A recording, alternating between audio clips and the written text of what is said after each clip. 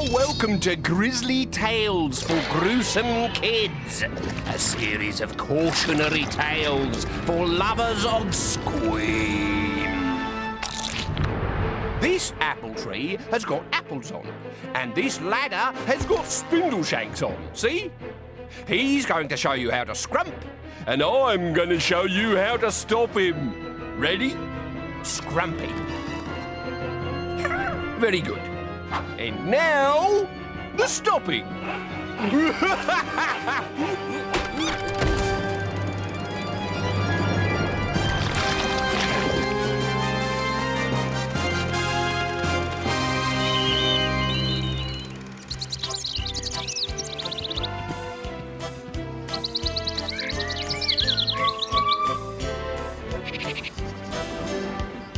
What a summer holes it was. Algie, his best chum Cole, and Algie's dog Stinker were spending 6 whizzing weeks in Kent, where they had formed a ripping gang called the Chums for the express purpose of having adventures and drinking ginger beer. There was Ginger and his little sister Alice, and Sam, who was a girl with a boy's name, but nobody teased her about it because she was really big. Once, horrible Dick Stick called her Sam the Man.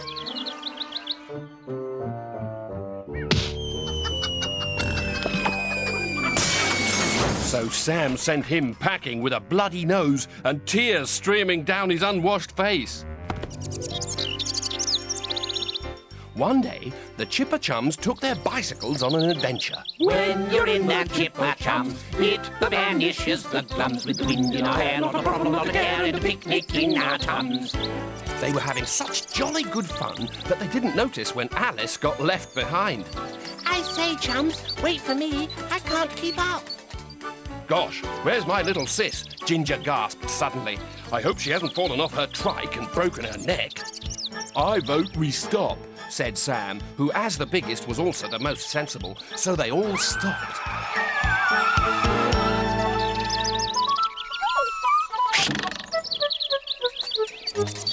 Sorry, old thing, I feel a proper bounder. We promised not to cycle so fast again.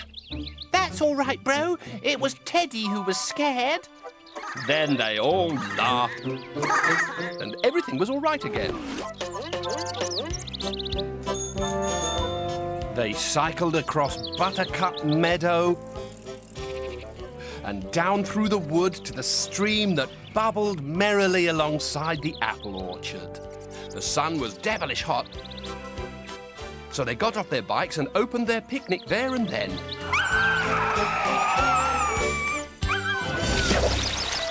I say, chums, I'm parched. Shall we start with ginger beer? No, that's a jolly bad idea, Ginger. Let's see what Aunt Fanny's put in the hamper for us to eat first.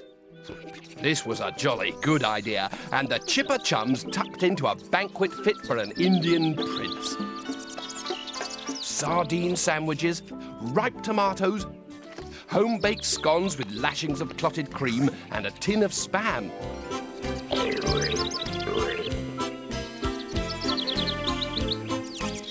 There was even a bone for Stinker.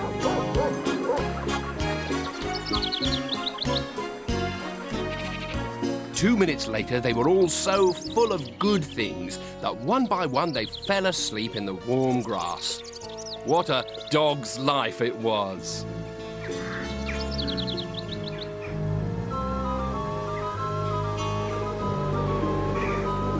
When the Chums woke up, there was a chill in the air. I say, chaps, hadn't we better be getting home soon?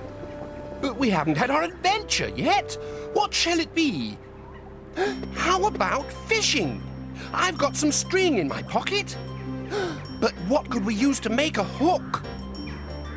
We could rip out one of Teddy's eyes and bend the pin on the back of that.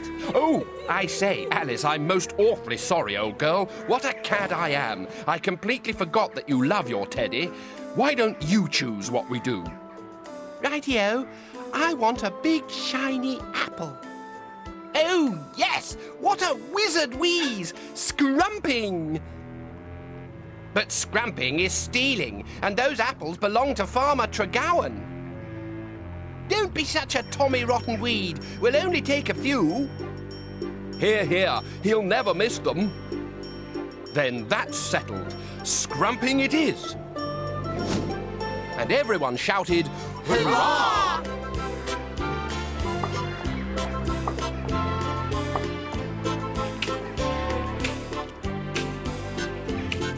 The chipper chums were mad for big adventures. Even Stinker wanted an apple when he saw them. Shh! You'll give the game away, Stinker. We don't want Farmer Tregowan to find us. How are we going to pick the apples? We could use that ladder. Poppycock, it's much more of an adventure if one of us stands on someone else's shoulders. Isn't that very, very dangerous? Not if it's me underneath, said Sam bravely. But you're a girl.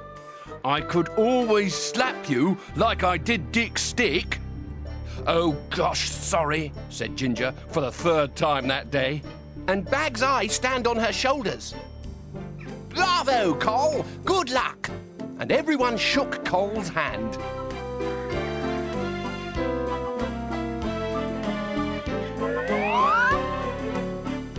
The plan worked a treat. But just as the chipper chums finished eating their apples, they heard a gunshot and a deep, gruff voice. You there! What does thou think thou's doing? It was Farmer Tregowan. Stealing my apples, is ya? Stinker growled as the testy farmer bore down on the chums. Sit, Stinker. But Stinker was protecting his friends and sprang at the big man's throat. Stinker! But it was too late.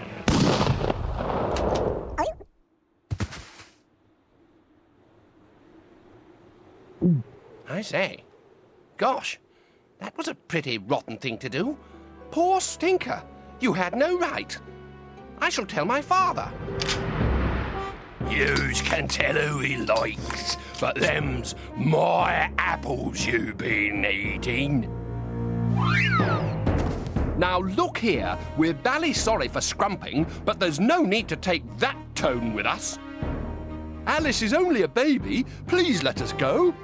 But if I lets he go, how does I get my apples back? You could give us a cracking good clip round the ear, then forget all about it. Yes, a biffing box on the nose. Hurrah! No, I needs every apple I's got for my cider. But we've eaten them. Then I shall just have to squeeze 'em out, won't I? And with that, the insecticide that the farmer had sprayed on his apples took effect. What a perfectly horrible man he was! Later that day, Farmer Tregowan finally got his apples back with the help of a 10-ton cider press. He stored the juice in an old oak vat and used it to make that year's cider. And a particularly heady brew it was too.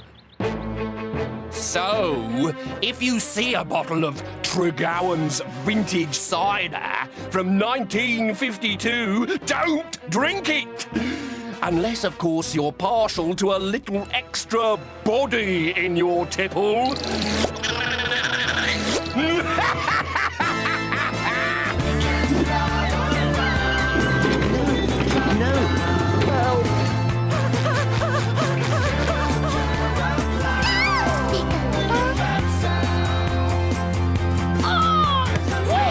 Totally summer, totally fantastic.